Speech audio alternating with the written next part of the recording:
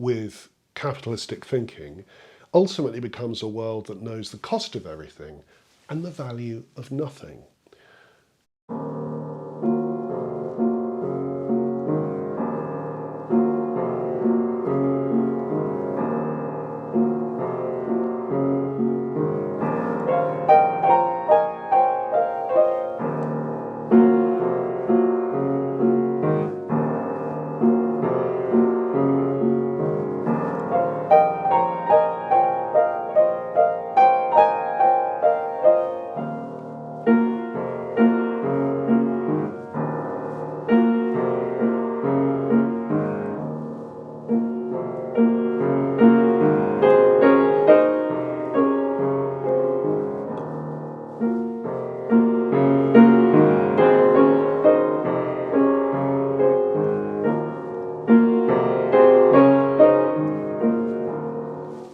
Hello everyone, there's a little sample of Stravinsky's Rite of Spring, that wonderfully brooding section in E-flat minor. And today I'm wearing my Sacre de Printemps t-shirt, Rite of Spring t-shirt, with the original costume designs and Stravinsky's music. There's the bassoon solo at the beginning of the piece. And these t-shirts are available from Amadeus Apparel. There's a special music professor discount. Have a look at the video description below and you can see how that works. So today is a very quick video and it's just a follow-up, but an essential one I think, on the video that I did last week about Timothée Chalamet's ill-judged remarks about opera and ballet. And I just wanted to respond to all the incredibly varied responses that came from you guys. So let's start with the title of the video. Are opera and ballet dead genres? Several of you implied that they were. I don't think the evidence is strong to suggest that they are in any way. There are so many thriving opera and ballet and dance companies all over the world. And there are many, many composers alive today producing outstanding operas.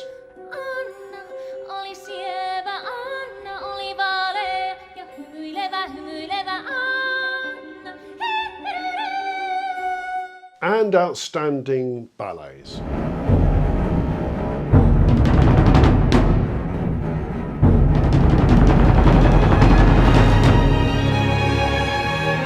So I think all the evidence would suggest that these are, in a sense, thriving genres with huge amounts of work. As a composer, earlier in my career, I composed 8 operas, and they were performed in the UK and all over Europe.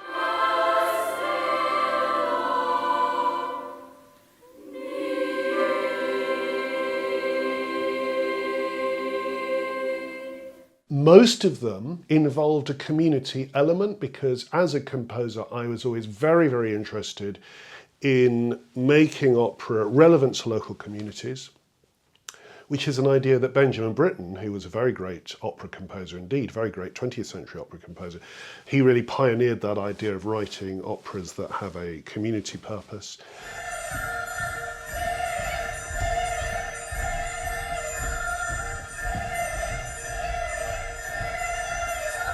And there's nothing quite like an opera, and I might say dance as a part in this, and some of my operas had dance components. There's nothing like these genres for bringing in elements of a local community. And you can do amazing things with local musicians, local singers, local dancers. I'm not really talking about myself and my contribution to either genre today, except to say, in my experience, both opera and ballet can be amazing creative genres that can engage with local communities and you can do extraordinary things with them. Quite aside from that though, I think that opera companies, ballet companies, dance companies demonstrate all over the world that stupendous work is going on. So I don't think that case can be made.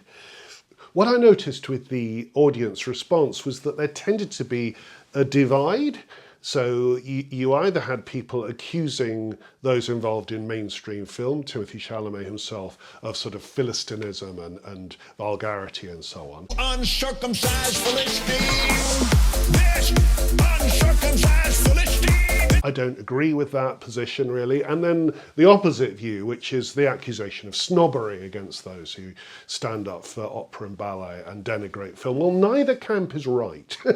What we need to do in all fields of human creativity is to appreciate other genres that are different from our own. And particularly in an era that is saturated with AI, and increasingly so, I think it's vital that we stand up for the sheer significance and importance of human creativity, in whatever form. A queen, some great Shakespearean scene where a ghost and a prince meet and everyone ends in mincemeat. And to that effect, I've drawn up a little, and I can't say this is in any way well thought through, so please don't write in to criticise me, especially if you're involved in a genre that I haven't put into my Venn diagram. I'm going to apologise beforehand if you're in one of those categories. But I've just drawn up, literally 5 minutes before this, a little Venn diagram, and you can see it now on your screen. So look, this is broadly how I see it, and this is how I'm going to analyse your responses in terms of the two camps. You either are appraising the success of opera, ballet, film and so forth from one of these two positions. One is from the point of view of financial success, in other words, funding and profit. How can a producer make more money with a flop than he could with a hit? Well, it's simply a matter of creative accounting. Or you're looking at pure artistic success. And it's a great shame that neither group are quite seeing it in a more synthesized position, which is really this golden section in the middle where artistic success crosses over to a degree with financial success. Now, not everything that is artistically successful can be financially successful. That's the first thing to say. It never has been. There's always been the need for patrons, subsidies, subscriptions, that kind of thing, to support great artists. I'll give you an example. Ludwig van Beethoven. Well, nobody would deny that he isn't an important artist, but in his lifetime he had to be supported by aristocratic patrons. He had a small group, a dwindling group in fact, of aristocrats who basically paid an allowance to enable him to compose the kind of music he was writing because it wasn't commercially viable. So I think there's a long tradition of work that is not commercially viable but is artistically important. And I think anyone who suggests that that position is invalid, well, let's just part company on that point. Artistic work is not always about financial gain. But equally, I absolutely disagree with people who say that if a work of art arises out of a huge kind of multi-million-pound budget, that it can't be artistic. I don't think that's true either. And that's why we've got this sort of sweet spot in the middle of the diagram, this sort of oblong thing, where you can see that all genres are sort of poking into it from different sides. So mainstream film is coming from the area of financial success. I broadly called it that because mainstream film is bankrolled to a colossal degree and also generates vast profits.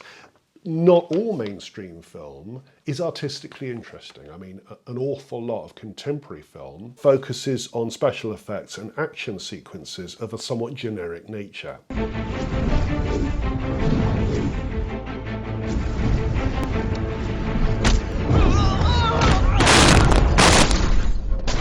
It's not impossible for such a film to have artistic calibre, but most films that fall in that category are not really, in any sense, artistically interesting. But there are exceptions. I mean, look, let's go back to a favourite film of mine, Raiders of the Lost Ark, admittedly from the 1980s, but what a marvellous action film with all kinds of special effects and absolutely amazing and artistically significant, I think, for that period.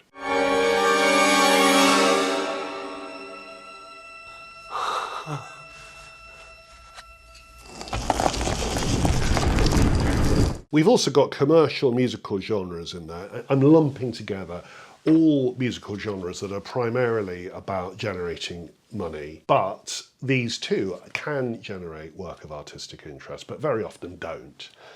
And then from the other angle, I've got opera, ballet, independent film, jazz, experimental music, theatre, art, songwriting, poetry. Now, art's a funny one because, of course, art is a kind of mega bucks discipline.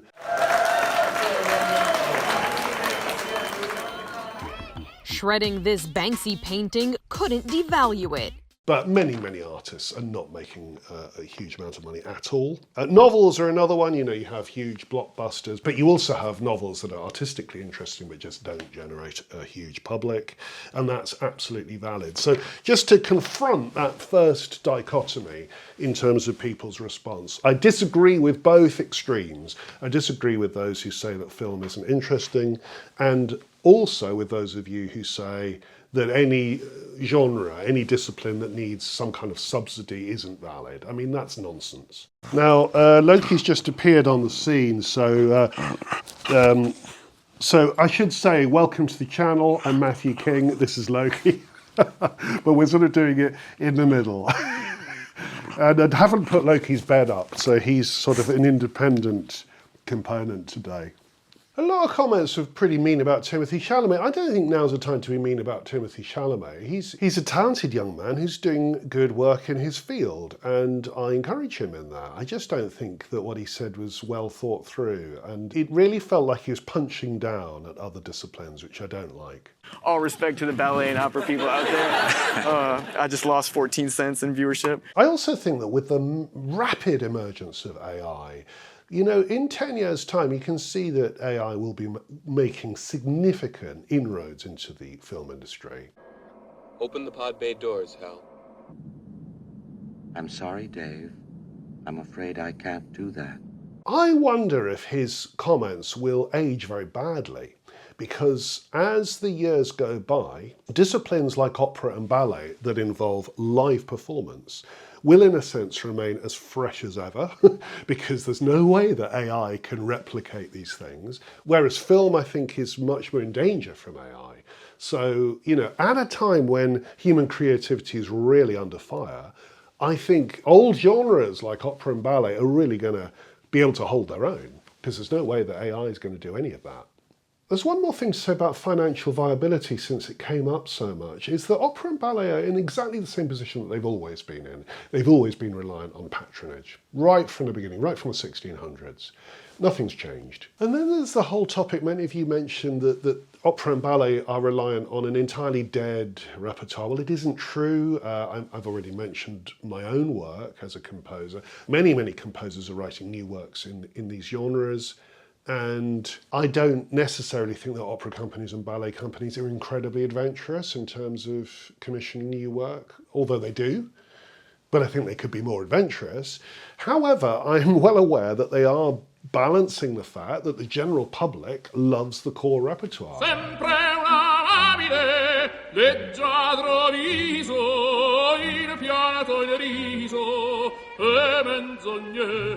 And the thing is, opera, ballet, classical music in general, and also theatre, these are all disciplines that have this canonic repertoire. In other words, artworks that have been written, you know, in the past, and are proven, posterity and the performance tradition and so on has proven those works to be masterpieces.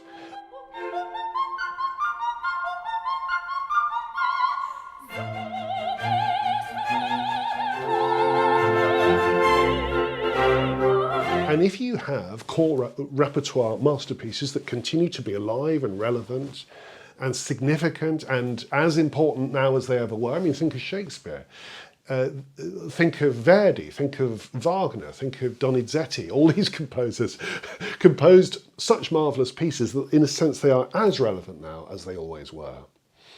I always remember, I think it was Margaret Atwood who said, if you want to understand our world, read George Eliot, because that will tell you all you need to know about our world. And I think the same is true of artworks of the past. They speak to our time just as much as contemporary work. So that's the problem that these artistic disciplines face to some extent. They've got this wonderful canon of relevant work from the past, and then they have to, as much as possible, I think, engage with new work as well. Film doesn't have that problem. I mean, yes, there are classic movies, but in terms of filmmaking, it's all about the new work. So the two disciplines are very different from that point of view. So coming back to Timothée Chalamet's original point, really he's talking about wanting to be a mainstream figure Very much on the right-hand side of this Venn diagram, the side where financial success goes with artistic success and you're making huge amounts of money, and he's not so interested in this side. I just think that's unhelpful, isn't it?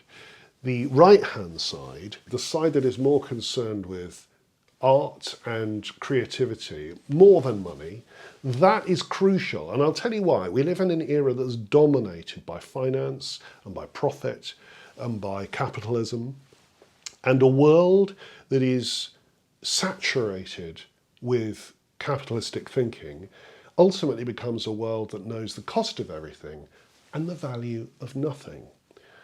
And art partly exists in order to model a better way. I mentioned this in the first video. Artistic work shows that human creativity doesn't have to be focused on profit, but on something much more important, which is the revelation of a kind of truth that's connected with human experience. And that doesn't necessarily have anything to do with financial gain. Financial gain should never be the ultimate goal. Now, there are artworks in history where financial success and artistic success are roughly equal. So, for example, Haydn's London symphonies were huge popular successes and artistic successes in the 1790s, or George Gershwin's career in the early 20th century. And you can see there's a kind of balance between wonderful artistic quality and also a kind of commercial quality. These works were massively successful. The Beatles, huge commercial success, but of real artistic weight. So it can happen, but very, very rarely. And the majority of times you either have a kind of tip, either in the financial direction or in the artistic direction. Speaking as an artist, I prefer the tip in the artistic direction, but I absolutely understand that it's possible for the two to kind of work together. And that's about the end of the argument. Thanks so much for your contributions, and please feel free to join the debate in the comment section below. If you like the channel, please like and subscribe, press the little bell, and if you're feeling in a generous mood, please donate to the channel because we really need your donations. Thank you for watching.